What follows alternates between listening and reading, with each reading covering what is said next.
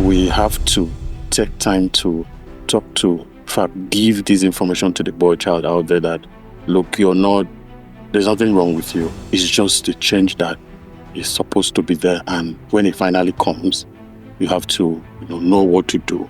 Your personal hygiene is number one. Your daily bath, shaving, use of roll-ons, and then change of undergarment, and of course you're good to go.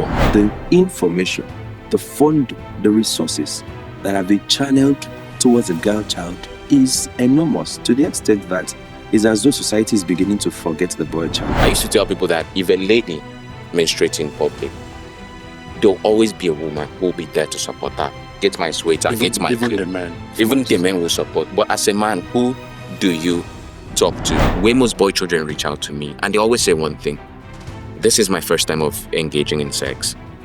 And oftentimes I'm ejaculating within 2-3 minutes. So I'm not lasting. We know how much society value people to last now. So it's like, I'm not lasting. Am I really a man? What do I do? So you're seeing boys of 17, 18, 19 already calling me and asking what they should do, to be able to last. So, and I feel that the core of this thing is on the fact that they are not educated about their sexual health. So how does this affect their self-esteem, and how does this play into the future, especially medically, because they're already at a 17, 18 abusing substances just to enhance themselves. Oftentimes, individual, family, and the society feels that the boy child is not deserving of sexual and reproductive health education. Sometimes they say, who cares? He's going to figure it out. And most times, like we've seen in our society, we've seen the resultant effect of that. And that is why today on the Intimate Matters podcast, the podcast that takes you on a deep dive into the world of sexual and reproductive health, we're here to discuss the boy sexual health with two amazing boy children. I'm here with a registered nurse, a virtual assistant, a nurse per excellence, Nurse Emedion Itokwan. Thank you, sir, for joining us on today's podcast. Thank you for having me. And also, to my right, we have an amazing person, a chemical engineer by profession, but somehow he found himself in the developmental space, especially in the sexual and reproductive health space, gender-based violence, HIV programming, tuberculosis, you can name them. We have the amazing Osoro Peters. Thank you, sir, for joining us. It's good to be here. Yeah, so today we want to discuss the sexual health of the boy child. And I want to start with the nurse. Tell us your story. Just tell us how you felt that very first time you had the first sign that you've started puberty. We know what happens, the nocturnal emission, the wet dream. How did you feel? And what was the resources that were available to you? Who did you talk to? Well, it's a beautiful day to be alive. I haven't had this conversation before, and I think it's time for me to tell this, very funny story about, puberty, sexual education, and all of it. My father, he's a nurse, and I should say I was lucky. Okay. But then it wasn't really funny because my father having to talk to me about the whole sex. But then it was quite an experience, being that growing up you want to figure out everything on your own as the boy. And at the end of the day, I had those information from friends, but then what happened was the fact that my father was able to tell me the truth. A lot of people don't know what the truth is. They don't have an idea of what is obtainable as a boy child concerning sexual education and then puberty and all. So I was lucky. I don't know if I should go into the story, but everybody deserves to, have that information. My father one morning, woke up and it was a family devotion, and after the prayers, he was like, all of us should wear behind. So we thought we did something wrong. As always in the African. And at the end of the day, in fact, my mom wanted to, excuse herself. She said she should wait. So all of us were there. My sister was there too. Well, I only have one sister, so we have 4 guys. I'm only so. And he started by this thing I'm going to tell you people. I don't know. I've been thinking about it and I don't know how to begin, but I just have to say it. But it was a whole lot of before he finally dropped Beating it. around. Yes. It was like, you see, you people are boys, so and this is a deeper life family. I'm a pastor. I don't want shame. I was like, Daddy, shame came where? How? It was like, I don't want you to be going closer to a girl so that you not bring shame to this family. It's always like that, yes. Yeah. At the end of the day, he was able to tell us the truth about the changes I experienced as a boy. The fact that I felt my voice was getting deeper. My armpit hairs rose and the penis, the size was, increasing. So at the end of the day, it was like, these are the things to expect. Okay. So Okay. That's a nice one. You had so Mr. Sarapita, someone had a father who is who is a nurse. So what's your story? Did you also have a medical inclined dad who put you? When he even started, I had to laugh because my dad, as an old soldier, he doesn't have such time. Okay, so dad retired as my dad was a military personnel then, and it's normal. 6:30 a.m. is off the house. Of course, he needs to report at work, and some days we don't see him. So when we don't see him up until 7 p.m., my mom just knows the next morning we need to prepare this what's it called?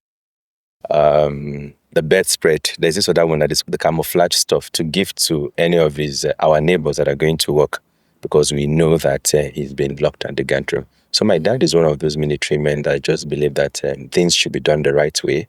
So sometimes he stands up to his superior. Well, that's a story for another day. So to relate with what Emidion said, I never had a situation or a privilege to have that kind of conversation at the family level. Now I come from a family where 4, I'm the last. So, and the fact that I was very inquisitive from birth, so you need to just learn these things yourself. Now, the Christian stern environment that we grew up with, I still believe that tomorrow, if the situation is reversed, they will still say it's a sin to talk about that at the family level. Now, perhaps it's because maybe I didn't have any parents that were from the medical field or the background. So, what are you doing? What are you discussing? How do you even come up with such thing? Now you can imagine I'm the third in a family of 4. So that means my eldest brother must have experienced that. My immediate elder brother experienced that. But nobody will tell you that. So when it's your time, You'll get to see understand. it. So first experience, it was funny. I knew that before 4 a.m., I woke up, changed the brief I was wearing. I just folded it and kept somewhere. And very early in the morning, I had to take my bath very early in the morning. So as I moved into the bedroom, I moved with that brief I was wearing. So and it was very funny because now I have a knowledge about it because I've read about it at my own level. So I needed to go play with it in the bathroom. I used my finger, because I folded it, it was still sticky. I used my finger. I needed to touch it. I needed to, wow, so this is it. Oh, finally, I'm a man. I just played around it and all of that. And I went to school that day. It's in an institute. The excitement couldn't wait for the normal early morning assembly to be over so I can tell my close pals. And we are 3 persons that were close. So now, throughout to this time, I'll call him A. He's already told us this stuff like 2 months before then. So myself and C were, God, when will this come? Visit us.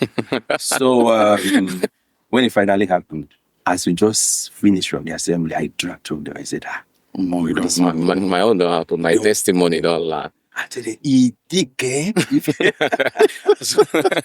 So you see, that is the reality we see around in African families as it pertains. As someone who grew up in a family that that majorly ladies, I know how much, even as a kid, I stumble on information in books, in pamphlets as it pertains to female getting into puberty, menstruation, but I'm not seeing anything as it pertains to a man. For me, it was the phase that I experienced it. I told a friend of mine, she was a lady. She's now a doctor. God bless you, Dr. Aniakim. I know you're going to see this. And she was like, because she was like a class above me. So she was like, they taught us in school though.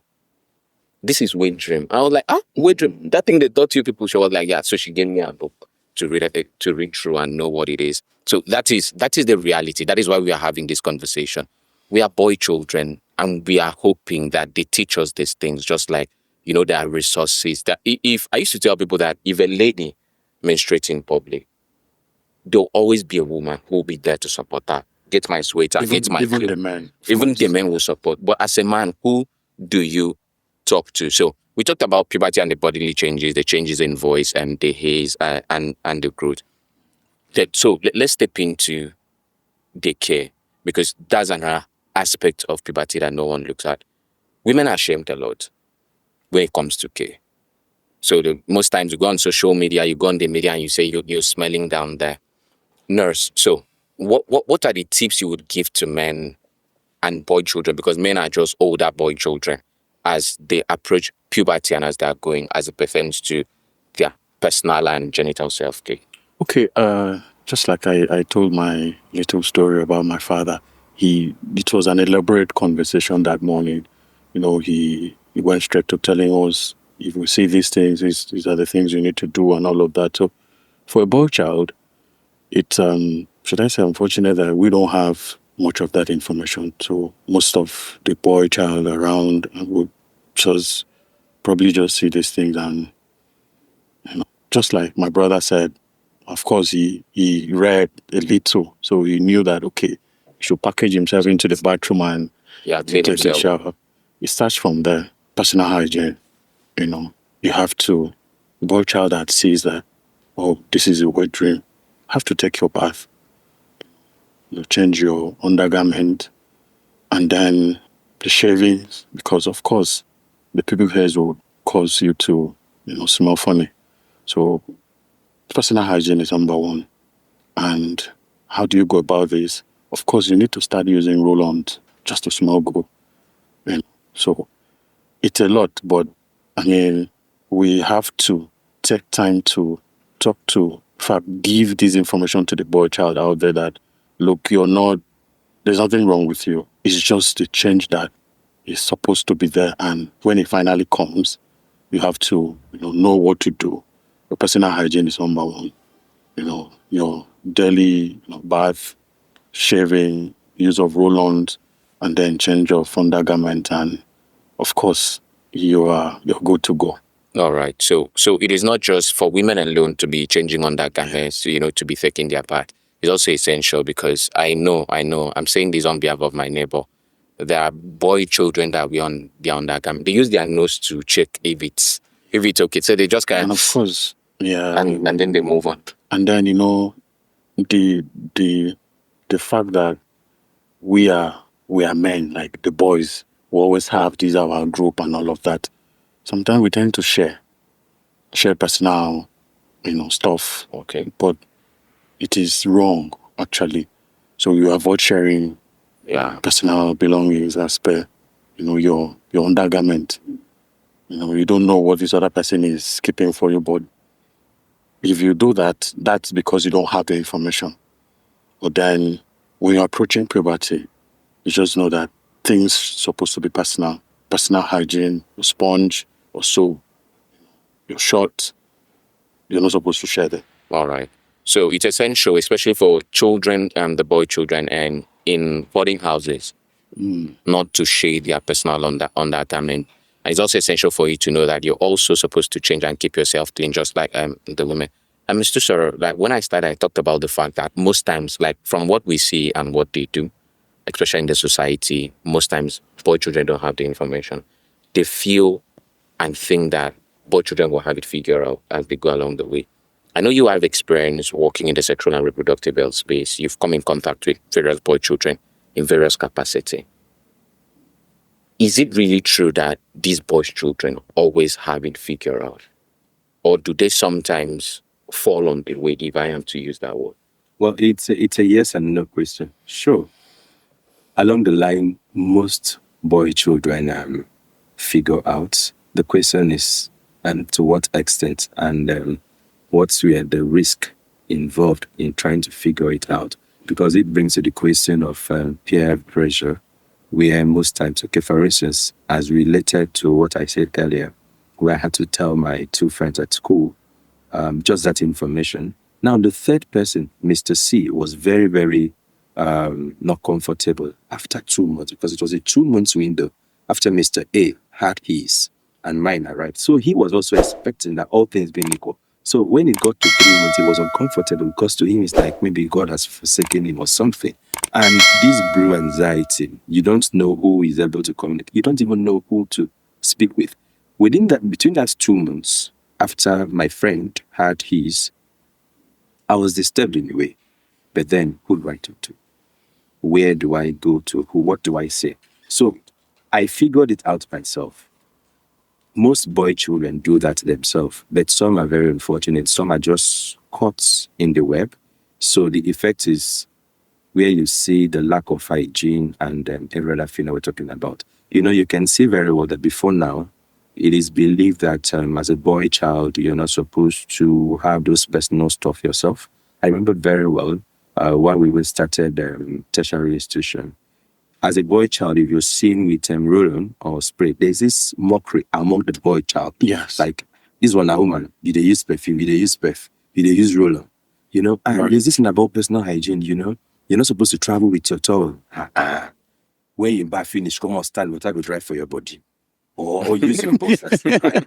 So these things now, this is a boy child trying to figure it out. They're figuring out the wrong way because some persons have had this bacterial or even fungi infection because of what?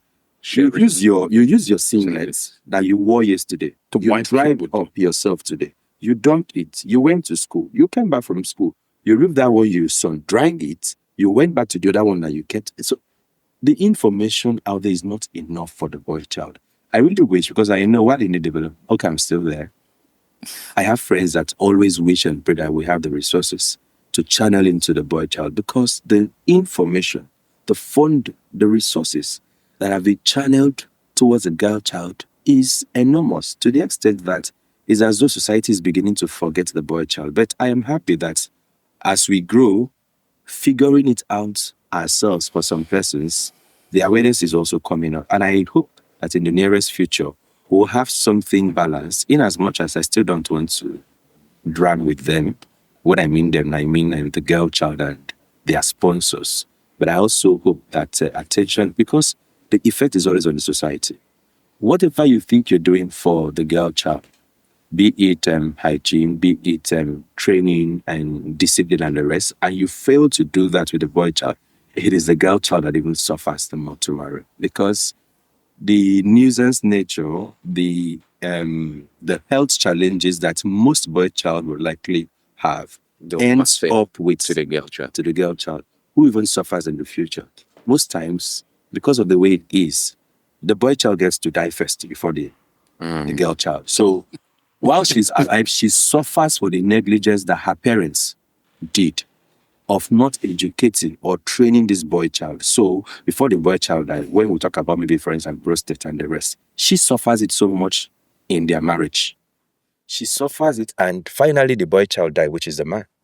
Once he dies, now she doesn't even have even 2-3 years to even rest and relax. Death will still coming. So the earlier we start balancing this education, this information, the better it will be for society. No, all right, because you're really in my train of thought, because that is what I believe, and I say this in every forum I have, that everything that is done for the girl child may not work if nothing is done for the boy child. So, for example, we see in our client when we have prepared the girl child for marriage. This is how to be a good wife. This is how to be a good wife. Who is she going to be a wife to? Is the boy child. So if you do not prepare the boy child, in fact, it has even gone so bad, especially in the aspect of sexual and reproductive health, that most boy children grow up to have self-esteem issue. And I'm going to go to my nurse, because I have this question, especially on my anonymous chat on my social media, where most boy children reach out to me, and they always say one thing: this is my first time of engaging in sex, and oftentimes I'm ejaculating within 2-3 minutes, so I'm not lasting. We know how much society value people to last now. So it's like, I'm not lasting. Am I really a man? What do I do? So you're seeing boys of 17, 18, 19 already calling me and asking what they should do, to be able to last. So, and I feel that the core of this thing is on the fact that they are not educated about their sexual health. So how does this affect their self-esteem? And how does this play into the future, especially medically? Because they're already at age 17, 18 abusing substances just to enhance themselves. Should I say that's a difficult question? Not so difficult. The effect of not having adequate information is enormous. I mean, it will affect them negatively, being that they already want to do whatever information they have out there. They want to go ahead with whatever the friend tells them. Oh, you had sex and it was 2 minutes and it didn't feel like you are, but you're barely 17, like 18. I mean, the self-esteem issue comes in, and this person might not seek adequate counseling.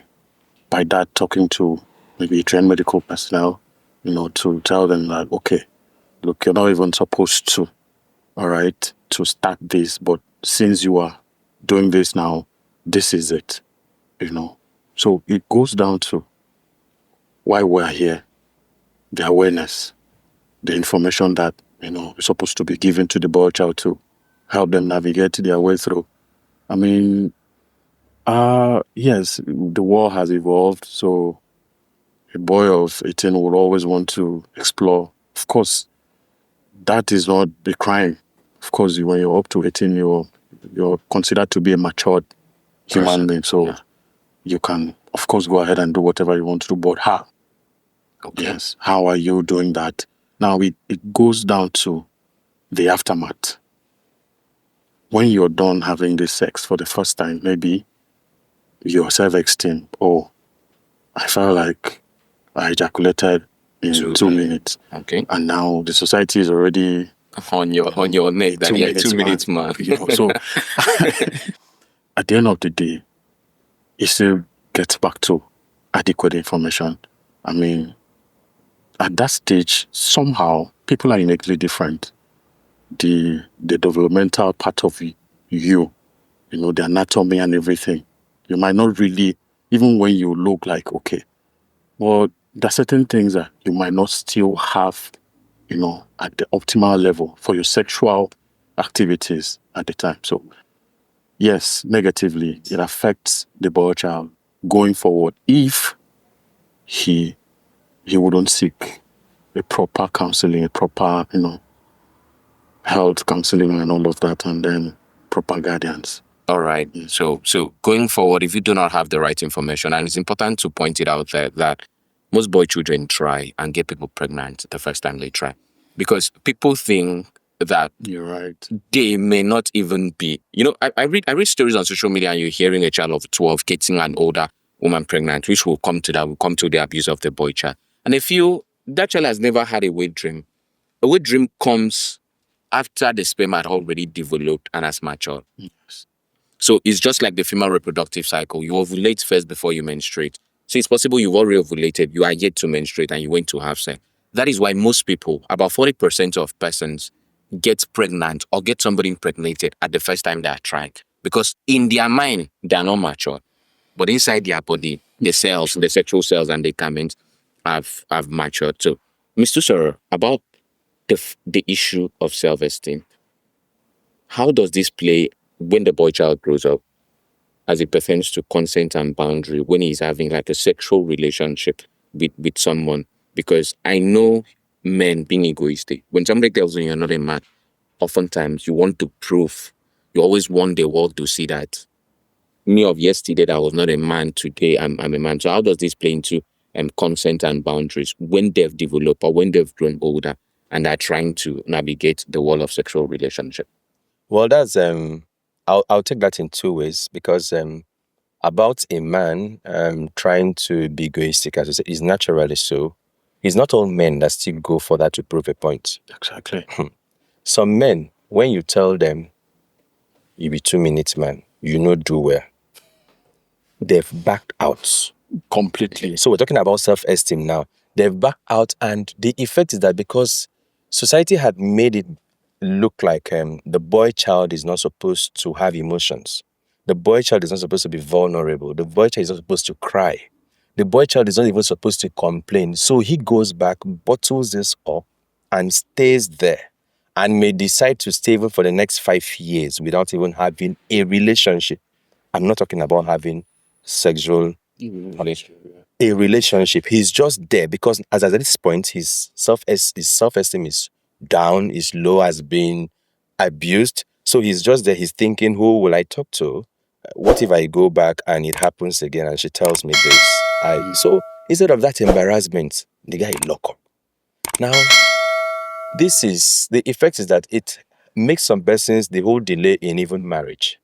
Because why you delay for these 2-3 years to ask yourself those questions that you don't think shame will allow you to ask somebody, it delays the healthy relationship you would have built with maybe Miss Neka.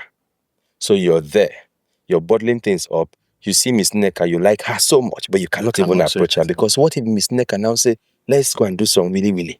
How will lie? You know, good try. So the effect of this whole self-esteem stuff is so much on the boy child that some bottle up. Then, on the other hand, some go the extra length to prove to you that no, I had malaria that time. Yeah. Or anxiety was there. I was stressed. Mom asked me to pound them. I just finished and I came. So all of those. So he's relaxed now. Now he goes online. He checks stuff online. He goes in the neighborhood. He asks some big guys, what's up? How they be? They now tell him some of these things that are not medically correct. And because he wants to prove a point, for instance, to Sister Nduke, he goes, ingests. In fact, he takes double of it because Nduke must suffer for that thing she told him last month. So he takes more than he's supposed to. Fine. It may work out that this time around, Nduke may cry and run. Or except Nduke is actually fit. Because I hear that some persons, they got their powers directly from heaven. So she can actually survive it. But the effect is that guy ingested so much. And he now believes that is the standard. So for every time he even wants to say hello to somebody, he must ingest. He must take in something because he believes that is the only way, that is the only solution. So, talking about the whole consent boundaries and all, I tell you, bro, we're not ready for this conversation. The boy child is dying and suffering in silence because the public court of law, the society, don't believe the boy child. The society has actually positioned the boy child in a particular place that he is a superman. He's a man, so he should take everything. That is why you see two minors, maybe they abuse themselves. Let me use that word. If you check most times, 90%, it is the mother and it's the parents or the family members of the girl child attacking and blaming the boy child. These are minors. Perhaps maybe they are 7 years, 9 years. Same age. They are blaming the boy child. In fact, it can be interpreted to mean that it was even the boy child that lured her. But I've been a Sunday school teacher for years. I've taught pupils in school. I've seen situations where these girls, apologies to the female child, to the girl child, actually are the ones that, because they don't even understand what they're doing. Perhaps maybe they saw parents do one or two things at home, or they saw adult movies. They just drag the boy child. And the boy child, because we need to respect people, we just follow them. At the end of the day, they abuse the boy child, that he is the one that actually pushed for that. So the issue of boundaries and consent, we really need to look into that. Now, away from that, one of my people then at school told me, there's this girl that, because God has blessed him, so when he wears his polo or tees, you could see that his breast, the chest is actually up. So there's this girl always come to tap it. Mess with it. Touch it. So when the girl is coming, his mood is bad. Because he's now thinking, oh, people are here. How will I do? this girl again. So he's already uncomfortable, whether he's in a meeting or anywhere, so long as that lady is coming, because he knows the first greeting is To touch his breast. that is an abuse. Who is talking about sexual harassment for the boy child? We're talking about boundaries here. The girl child should know that the same thing you don't want to be done to you, you should respect the boy child. That God has blessed him, you could see those features, doesn't mean you should come and toy with them. He has blood and water flowing in him. You touch those stuff, he's aroused. And tomorrow you now say he came and abused you. Now, that's one aspect of the abuse that's mostly the female gender, the girl child have actually done to the boy child. Yet the boy child isn't quiet. He cannot say anything. As I told you, he confided in me because I'm his teacher. But he cannot even tell the parents. He cannot tell some persons out there, because the question is, who will believe you? And again, you are a boy now. She just taught you. So wait till me. Allow it. Try that with the girl child, and you will be sued. Now, again, let's look at this other aspect. The other guy says, in their quiet place, this one, two mature adult ladies, when they pass, they tap his bum, his buttocks. They tap it. Apologies and apologies. So coming from the woman. You understand me? Now, it makes the boy completely uncomfortable. When he sees this gender, he's already scared. In his eyes, hope this woman will not behave like Mrs. Simfon. It's like she's coming close, she will touch my bum. The boy child is already returned to his shell. He doesn't even know. Now the question is, who will he tell? Is he going to tell the director in that quiet room that is a man, that is egoistic, that don't even have a good knowledge of sexual education? He will blame him that is even accusing the ladies. Or he will tell him he's not man enough to manage things like that. You could even tell him to enjoy it. That's one of the answers I mean, like. So the boy child has been abused in so many ways. And again, the issue of boundaries. So please, I believe we're watching. As we're looking at this, let's look at ways to also, when we're talking about resources, funding, awareness, let's do all of this for the boy child. Most of our pupils, our wards in nursery and primary school, they are suffering so much, but then they can't say anything. We don't even want to talk about the mates, the aunties at home, that parents actually comfortably leave these children with, believing they're safe.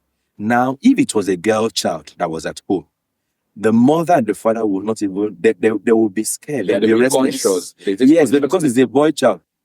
So you leave him at home. And that neighbor, she just likes Udo. So she just wants Udo to come and dance on top of her. So she just brings Udo on top of her, and Udo is dancing on top of her. Udo doesn't even know what he's doing. At the end of the day, Udo just knows that something come out. Those are the issues. Let's push for this awareness to save the boy child, because the bottling up of this thing, I'm telling you, the bottling up of this thing, the effects, we're already seeing it in society now, and we'll continue to see it if we don't push much awareness into the training of the boy child sexually. Okay, that is very robust and very, very true. And you go about, like I've said on previous episode of this podcast, I was talking about sexual rights, talking about sexual violence with one of my guests, and I was talking about the fact that a man cannot come out and say he was raped.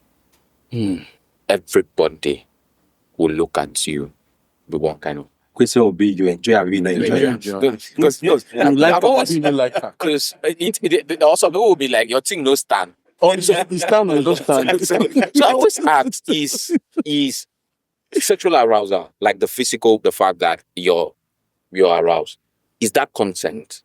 Do we count it as consent? But these are still conversation and that we'll be having. And that is why we have the Intimate Matters podcast. When we talk about conversations like this, we talk about your sexual and reproductive health. We talk about as it pertains to your health, as it pertains to your right, and how we can make society better. We've talked about some of the flaws, the effect, what is happening with the boy child. Now, Semedion as daddy in the making. How should parents approach conversation as it pertains to the boy's sexual health, right? What are the things you think are integral and important that should be told to the boy child? Because there is a big need for us to tell this thing to the boy child. Okay, first of all, I would say the boy child would listen to a man he can trust. before you have to tell me something, then I have to trust you. And you have to tell me the truth. You know the misconception of if you touch a girl, you just touch. Yeah, the person will be pregnant. It's half truth. They touch, you know. You have to, yes, you have to explain to the boy child, look, this particular touch is not, I'm using my hand to touch. Are you pregnant now? No, I'm not. Okay. So before you know, before a boy child can assimilate and listen, then you have to be honest. He has to trust you. So the things you're going to, you know, as a parent, as daddy in the making, I'll have to make sure that, yes, I wouldn't let some other person misinform my boy. Okay. Yes, I wouldn't let some other person. So it is on my shoulder now to, you know, read in between the lines, the body language, you know, my child, you know, Eve is always up to himself and all of that. There are certain things to, you know, observe as a father to a boy child. And then from there, you start initiating conversations. Yes, simple conversation. How are you? Are you okay? You know, how was school? Did you talk to anybody? Trust. Yes, like I mentioned. So over time, this boy learns to talk to you. You know, parents have a very integral part to play in the education of the boy child, being that they have to be the ones to give this information at the intimate level, father to son, mother to the son. You know, so you will not just let the boy child go out there and probably start asking you questions, which you know that this person, this child has heard something, probably seen something, probably done something, you know. And then he's coming to, daddy, and you're like, come on, shut up, you know. You shut the boy out. Instead of having that conversation, and then the best approach to it, which you know as a father, you know, just like I said the other time, my father, of course, at the time we were young, I mean, I was barely, I don't know whether I was probably 15 or so, but he started that conversation so that at the end of the day, I was always falling back to asking him, you know. So it developed that bonding. The trust is there. So that whatever you say out there, the boy child will easily tell you no. In fact, if you educate one boy child, it goes a long way to educating as many as, because he will tell you, look, this is not what my father told me. You know, my father told me if I wake up and then I notice that I have a discharge, I should go into the bathroom and take my shower. I should wipe with a clean towel. I should change my undergarment. All right. My father told me if at the end of the day my penis enters, you know, that's the vagina. That's when the girl will come. It's not because you touched the girl child. So it goes down to the family values. Yes, our African society, you don't want to have that conversation. I mean, it takes a lot. It takes that courage. It takes even the family that we say are very, you know, they're Christian and, you know, godly and all of that. They won't talk about these things. You know, they feel like they are ashamed to approach those topics. But it is important. Of course, at the family level, you talk about it. You assemble your kit and have that discussion, you know. And that is where we should start from. You know, that's where we should start from. You don't allow your children to get those information outside there on the internet too, you know. So, all right. So we have to start from the family, yes, build trust, and then communicate to our children before they go out there to get from secondary sources, because surely there'll be secondary. Sorry, please, to add to that or further explain, one of the challenges you have is that we're too religious in this part of the world, on the country, and that is the major challenge you're having.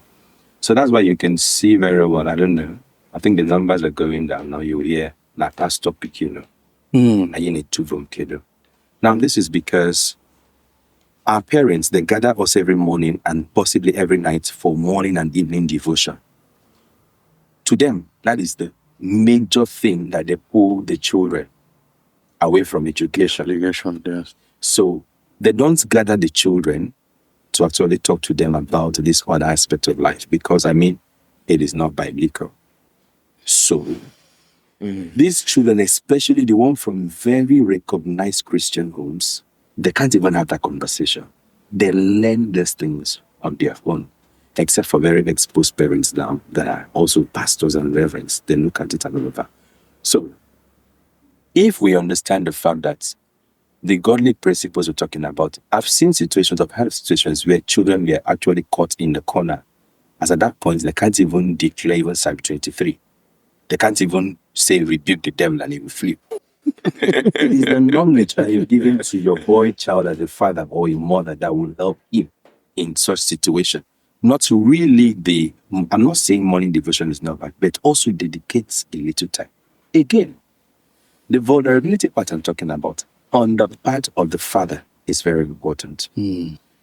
Fathers go out in the morning in the normal African setting to hustle and come back in the night. Mom is a teacher or a nurse or a business person, so she comes early. Once she comes early, she tells maybe, follow you to the kitchen. So some mothers, as they're cooking, they're having conversations. So she's helping the girl child. The boy child is there. The father returns by 11 p.m. As he comes back, for instance, dinner is served and he birth and he is in the room. Nobody talks to the boy child. The mom in her own level of understanding also feels, what is It's not necessary, yeah. The father just knows that he's supposed to hustle. So the boy child is left in the wilderness, in the cold. Now, let me ask you a question. How many African fathers at the end of the term or semester will pat their boy? Oh, you did very well. Oh, come give that day hug. Oh, we think this is emotional. Show these emotions to your boy child. Just as Emilian said, when he trusts you, he will come to tell you everything. You don't give him a hug.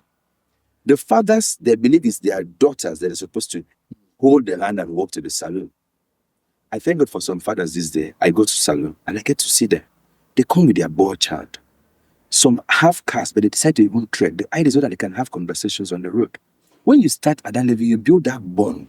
Yes. There's this intimate level between you and your boy child. It is difficult for friends or the internet. Whatever he hears or sees on the internet, he will come ask you. Because, he's not scared of you, not like he doesn't respect you. But you're not a monster. Yes. You've hugged him. You've actually rubbed his ears. You've held his hands. You've told him the day he did good things. Oh, I love you, son. And he tells you, I love you, dad. Check in most families. It is only the female child that tells the mother, I love you, tells the father, I love you. The boy child cannot even tell his father, I love you, dad. Who is the love? Now, this aspect of bottling things about the boy child and the fathers not showing enough vulnerability has also made most boy child that have decided that, okay, because of the abuse that maybe Miss Ndarake did on them, they completely stay away from that gender. Now, it now leads to this aspect of sexuality we're talking about. Because as soon as they try to avoid that gender that have dealt with them over time, they bottle up, they stay alone. So most times, the only person they can confide in is another guy. So when they confide, now you don't even know the one that has eaten the evil fruits. And you're confiding in the person. And that reflects to so many things in the society. If you want to actually look at this issue of sexuality that is driving now, you realize that it's because the boy child doesn't know who to talk to. So the person he talks to, like that big bro in the area or the street, and the big boy wants to give him shelter or wants to tell him, oh, don't worry, you're not alone. Most times goes further to abuse the young boy. So parents can do very well, especially fathers, amidst your busy schedule. Schedule out some weekends, take your boy child or your boy children, go out with them. Let it be boys out, time out. Not only ladies' time. Take me out. Have these conversations with them.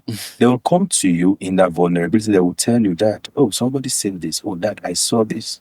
And you will know that it will be difficult for any son of Adam to convince your boy child. So please, parents, like you've heard them say, get your boy child to bond with you, to trust you enough to be vulnerable with you, and to share this information with you. When you're able to plant in their heart the seeds of knowledge, it's going to be hard for any other person to be able to uproot what you've planted. If they want to put up anything, it will be on the foundation that you've built. And the foundation is is what decides the house. You can decide to break off the house and build another thing as long as the foundation accepts that. Thank you so much. I'm Nose Medium. Thank you, Mr. Sora, for coming on the Intimate Matters podcast. Please, if you're just seeing us for the first time, do well to subscribe to our channel and also turn on the notification. You can follow us on all our social media platforms. We're on Facebook, Instagram, TikTok, and you can also join our personal WhatsApp channel. There you get to interact with us and you get to talk to us about topics you would love us to cover. So, gentlemen, this has been a very exciting conversation, right? I think this is like the first time we're having people on this podcast talk passionately about the boy child, and we are hoping to have more of this conversation as we're going forward. But just give your last word to the boy child out there, Nose Medium. The boy child, you figure it out. Just learn to trust someone. All right, boy child, learn to trust someone, and then you'll figure it out. Mr. Sir. Okay, the older boy child dedicates time to talk to the younger boy child so that he knows he's not alone in the struggle. And the younger boy child, if you're watching this or whenever you watch this, know that maybe the older boy child was not well informed. That is why he's not doing it. Go to him, especially if he's your father. Get to tell him these things. It's not only information on the net that you have to swallow hook, line, and sinker. Some information you just sieve.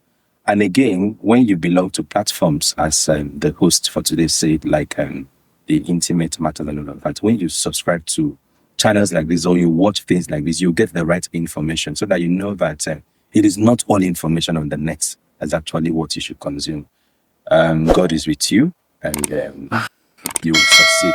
You will triumph. My daddy Gio's in the house. So thank you so much for tuning in for this episode of the Intimate Matters podcast.